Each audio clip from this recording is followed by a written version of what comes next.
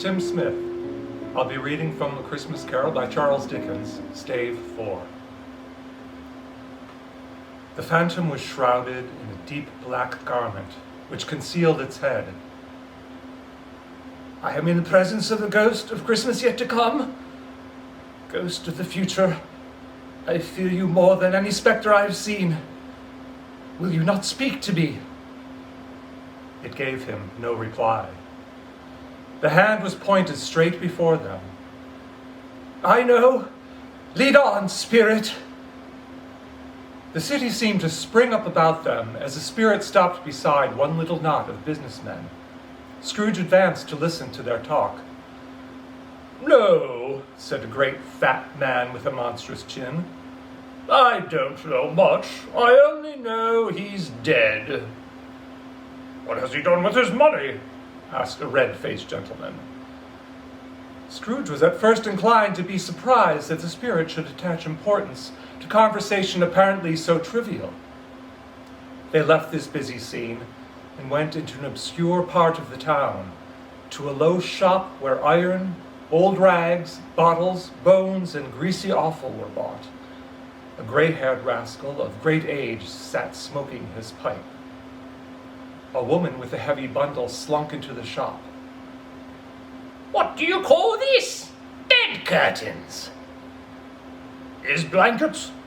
They'd have wasted it by dressing him up in it if it hadn't been for me.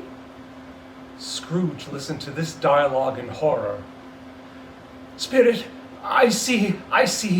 The case of this unhappy man might be my own. My life tends that way now. Merciful heaven, what is this?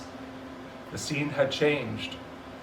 The ghost conducted him to poor Bob Cratchit's house and found the mother and the children seated round the fire.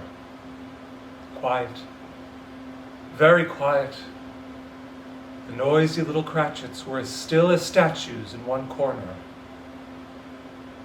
And he took a child and set him in the midst of them. Where had Scrooge heard those words? He had not dreamed them. The boy must have read them out, as he and the spirit crossed the threshold. The mother laid her work upon the table and put her hand up to her face. The color hurts my eyes, she said. I wouldn't show weak eyes to your father when he comes home. It must be near his time. Past it, rather, Peter answered, shutting up his book. But I think he has walked a little slower than he used these last few evenings, Mother. I have known him walk with Tiny Tim upon his shoulder, very fast indeed. And so have I, cried Peter, often. But he was very light to carry, and his father loved him so that it was no trouble. And there is your father at the door. She hurried out to meet him, and little Bob and his comforter, he had need of it, poor fellow, came in. His tea was ready for him on the hob, and they all tried who should help him to it most. Then the two young Cratchits got up on his knees and laid, each child, a little cheek against his face, as if they said, Don't mind it, Father, don't be grieved. Bob was very cheerful with them and spoke pleasantly to all the family. He looked at the work upon the table and praised the industry and speed of Mrs. Cratchit and the girls. They would be done long before Sunday, he said. Sunday? You went today, then, Robert? Yes, my dear, returned Bob. I wish you could have gone. It would have done you good to see how green a place it is. But you'll see it often. I promised him that I would walk there on a Sunday. My little child. My little child. He broke down all at once. He couldn't help it. The ghost of Christmas yet to come conveyed him to a dismal, wretched, ruinous churchyard. The spirit stood among the graves and pointed down to one. Before I draw nearer, answer me one question. Are these the shadows of the things that will be, or are they shadows of the things that may be only? Still, the ghost pointed downward to the grave by which it stood. Men's courses will foreshadow certain ends. Scrooge, trembling as he went, followed the finger, and read upon the stone of the neglected grave his own name, Ebenezer Scrooge. "No, Spirit! Oh, no, no, Spirit, hear me! I am not the man I was. I will honor Christmas in my heart and try to keep it all the year." Holding up his hands, he saw an alteration in the phantom's hood and dress. It shrunk, collapsed, and dwindled down into a bedpost.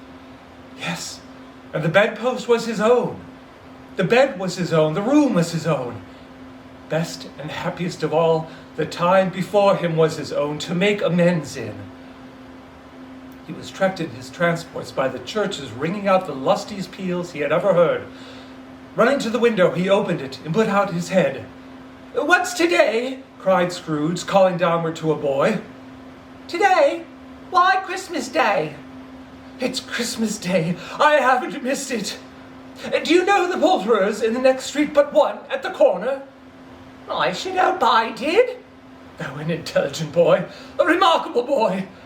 Do you know whether they've sold the prize turkey that was hanging up there? Go and buy it, and tell them to bring it here, and I'll give you £50." The boy was off like a shot.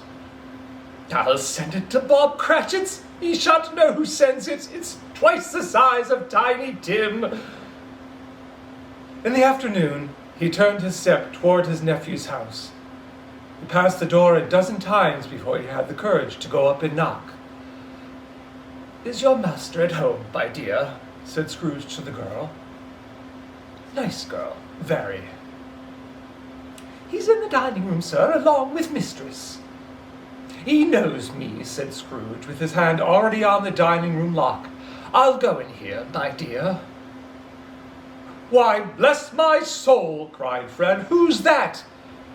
"It's I, your Uncle Scrooge. I have come to dinner.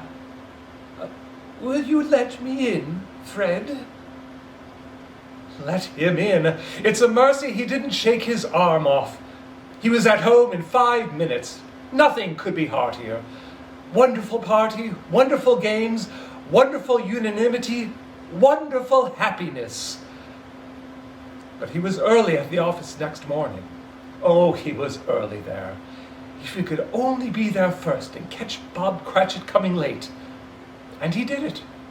Bob was full 18 minutes and a half behind his time. "Hello," growled Scrooge in his accustomed voice, as near as he could feign it. "What do you mean by coming here at this time of day?" "I'm very sorry, sir. I'm behind my time." "You are? Yes. Step this way, if you please." It's only once a year, sir. It shall not be repeated. I was making rather merry yesterday, sir." "Now, I'll tell you what, my friend. I am not going to stand this sort of thing any longer, and therefore I am about to raise your salary." "Oh, a Merry Christmas, Bob," said Scrooge with an earnestness that could not be mistaken as he clapped him on the back. "We will discuss your affairs this very afternoon over a bowl of smoking bishop." Scrooge was better than his word. He did it all and infinitely more. And to Tiny Tim, who did not die, he was a second father. He had no further intercourse with spirits, and it was always said of him that he knew how to keep Christmas well, if any man alive possessed the knowledge. May that be truly said of us, and all of us. And so, as Tiny Tim observed, God bless us, every one.